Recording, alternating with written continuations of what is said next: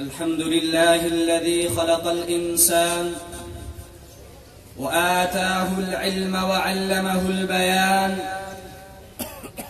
والصلاة والسلام على سيد الإنس والجان وعلى آله وأصحابه الذين بلغوا ما بلغوا إلى الصحارى والبلدان، وعلى أتباعهم الذين رفعوا علم الدين في هندوستان وأفغانستان، وعلى أتباعهم الذين نزلوه في أرضنا باكستان.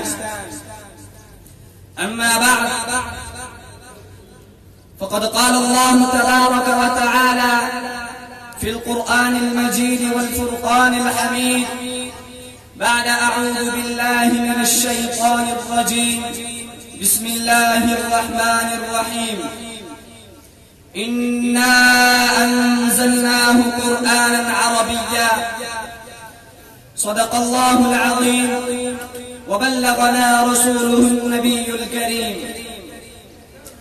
رئيس الحفلة الميمونة وأساتذتي الكرام وإخواني الأفاضل، إني أحييكم أولا بتحية الإسلام الخالدة: السلام عليكم ورحمة الله وبركاته.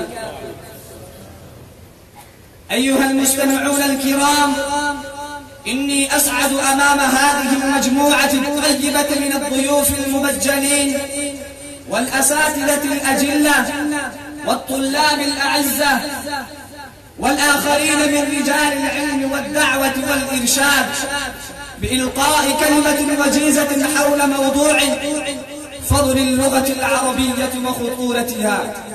أحبتي في الله، لا غرو لو قلت إن اللغة العربية أفضل اللغات الناهضة المزدهمة الحية على بسيط الأرض، وأوسعها وأفصحها وأسمقها، وكفانا لشرفها أن الله تبارك وتعالى تخيرها من بين اللغات بأشرف كتبه السماوية، كما أشار إليه بقوله تعالى: لسان الذي يلحدون إليه أعجمي وهذا لسان عربي مبين، وأنه وصفها بأبلغ ما يوصف به الكلام وهو البيان، حيث قال: بلسان عربي مبين. أيها الإخوة المؤمنون، تعالوا معي ألفت أنظاركم إلى ما يثبت من فضلها ومنقبتها في ضوء الحديث النبوي صلى الله عليه وسلم وآثار الصحابة رضوان الله عليهم أجمعين. نعم، فقد قال النبي صلى الله عليه وسلم: أحبوا العرب لثلاث: لأني عربي والقرآن عربي وكلام أهل الجنة أيضا عربي. وقال النبي صلى الله عليه وسلم أيضا: من يحسن أن يتكلم بالعربية فلا يتكلم بالعجمية فإنه يورث النفاق. وقال عمر بن الخطاب رضي الله تعالى عنه: تعلموا العربية فإنها من دينكم.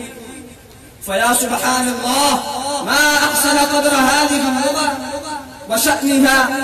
فسلفنا الصالحون لما عرفوا ما عرفوا من ارتفاع منزلتها وعلو مرتبتها وسمو مكانتها بادروا إلى الاقتطاف والاجتلاء من أطيب ثمراتها، فجهدوا أنفسهم وبذلوا قصارى جهودهم الجبارة وأنهى محاولاتهم الحثيثة في ضبطها وحفظها. ومن ثم قلما تجدون مؤلفا أو مصنفا أو كتابا من معظم الكتب الدينية إلا وهو باللغة العربية. أيها الإخوان الأفاضل ويا معشر المؤمنين، أسألكم: من يحب أن يتشبه بأفصح العرب سيد المرسلين محمد صلى الله عليه وسلم وملائكة الرحمن وأهل الجنة، وهم مكرمون عند ربهم؟ ولكن كيف السبيل إلى ذلك؟ فما لنا إلا أن نغتنم هذه اللغة ونأخذها بقوة ونتدرب عليها ونتكلم بها ونتحدث بها. بل لا عجب لو قلت إنه من يمارس هذه اللغة ويتعلمها ويتحدث بها ويأخذها بقوة فهو عربي. وكيف لا؟ وقد صرح به النبي صلى الله عليه وسلم فيما روي عنه مرفوعا: يا أيها الناس إن الرب رب واحد، وإن الأب أب واحد، وإن الدين دين واحد، وليست العربية بأحدكم من أب ولا أم، فإنما هي اللسان، فمن تكلم بالعربية فهو عربي. وآخر دعوانا أن الحمد لله رب العالمين.